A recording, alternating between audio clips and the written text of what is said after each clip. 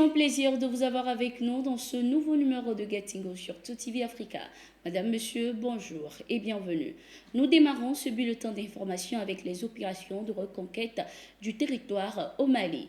Plusieurs terroristes ont été neutralisés au nord du pays ce week-end. Selon le communiqué de la Direction de l'information et des relations publiques des armées d'IRPA, les forces armées maliennes ont déjoué une embuscade des terroristes dans la localité de Ménaka le 10 février 2024. Toujours le même jour, une mission de sécurisation de la foire hebdomadaire de Mandiaki dans le cercle de Tomignan, région de San, a été ciblée par une attaque terroriste complexe à l'engin explosif improvisé EI sur le tronçon Benina-Bandiaki. Lors de ces différentes attaques, les forces armées maliennes ont réagi avec promptitude avec l'appui des vecteurs aériens. Plusieurs terroristes ont été de ce fait neutralisés au cours de ces différentes opérations. Plusieurs de leurs matériels ont été également détruits ou récupérés. Après le retrait de la CEDEAO, les pays de l'AES vont-ils également abandonner le franc CFA? Cette question s'invite de nouveau dans les débats. Lors de son entretien diffusé sur la chaîne nationale, le président de transition du Niger, le général Abdourahmane Tiani, a indiqué que l'abandon du franc CFA et l'adoption d'une monnaie souveraine par les pays de l'AES est une étape nécessaire pour sortir de la colonisation française. La monnaie est une étape de sortie de cette colonisation. La France nous a spoliés. Plus de 107 ans de pillage systématique de nos ressources. Il n'est plus question que nos États soient la vache à lait de la France, a-t-il indiqué. Abdourahmane Tiani, par la même occasion, a évoqué la possible création d'une monnaie commune avec le Burkina Faso et le Mali. Il a également indiqué que ces trois pays de l'AES ont des experts monétaires et qu'au moment opportun, ils décideront. En novembre 2023, les ministres de l'économie et des finances de l'AES avaient de leur côté recommandé la création d'un fonds de stabilisation et d'une banque d'investissement. Selon les analystes sur le continent, ces pays de l'AES, en réaction aux sanctions de la communauté économique des États de l'Afrique de l'Ouest, CEDEAO pourrait décider de quitter l'UEMOA et d'aller vers une intégration économique et monétaire en créant une banque d'investissement et un fonds de stabilité. Pour l'économiste Modibo Mao Makalou, les pays de l'AES peuvent sortir à tout moment du franc CFA. Une monnaie commune amènerait chacun des États à créer sa propre monnaie, ce qu'on appelle une monnaie nationale. Rien ne nous empêche de quitter le franc CFA.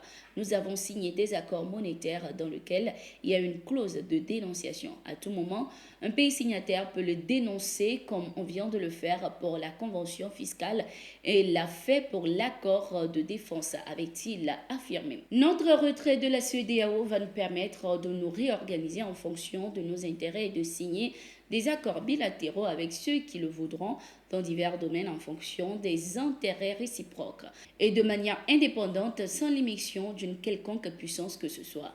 Rien n'empêche donc de renouveler ou d'adapter en cas de besoin nos relations avec chaque État membre de la CEDEAO, mais plus jamais personne ne pourra encore nous imposer ou nous faire subir quoi que ce soit. C'est la déclaration du Premier ministre burkinabé Joachim Apollinaire de Tambela lors d'une rencontre avec des acteurs du secteur privé à Ouagadougou au Burkina Faso ce 12 février 2024.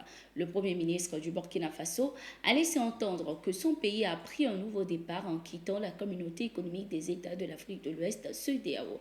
Il a également indiqué que ce retrait de l'institution sous-régionale permettra de créer un environnement favorable aux affaires et encouragera la croissance.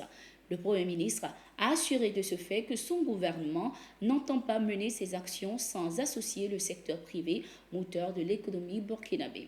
Pour le président de la Chambre de commerce et d'industrie, il faut déjà réfléchir à la situation des entreprises qui subiront le contre-coup de ce retrait.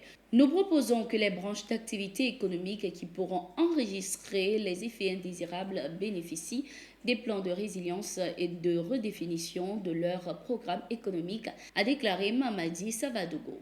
Le Premier ministre du Niger, Ali Mahaman Lamine Zen, à la tête d'une délégation, est au Maroc pour une visite de travail et d'amitié de 48 heures. Les sujets au cœur des échanges n'ont pas encore été dévoilés. Il y a quelques jours, Lamine Zen a achevé sa tournée dans 4 pays, dont la Russie, la Serbie, la Turquie et l'Iran. L'objectif est de diversifier les partenariats en explorant des opportunités de coopération dans les domaines de la défense, de l'énergie, des équipements de santé, entre autres.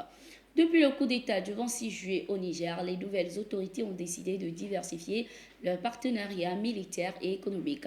Le Niger, qui possède les plus importantes ressources d'uranium en Afrique et parmi les principales au monde, veut exploiter ce minerai pour combler son déficit énergétique en construisant une centrale nucléaire.